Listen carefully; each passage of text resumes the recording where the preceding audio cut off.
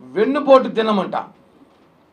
అంటే కరెక్ట్గా సంవత్సరం క్రితం ఎన్నికలు అయి వెన్నుపోటు దినం అని Jaganmohan Reddy and co and batch ప్రకటించారు. అది ఎందుకనే ఒక సలహా అడుగుతున్నా, లేకపోతే మీ సలహా ఇస్తున్నా తీసుకోండి.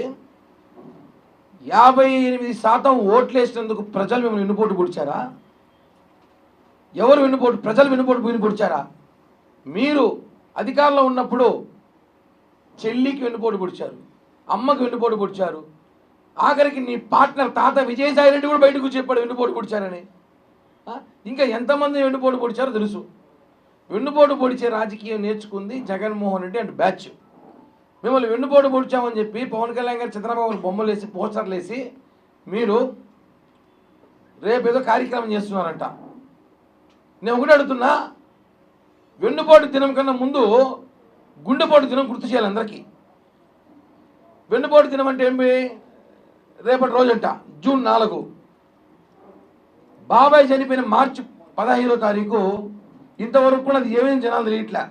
అది మడరా ఇంకేమేం చేశారా అంటే లేదు గుండెపోటు అన్నారు.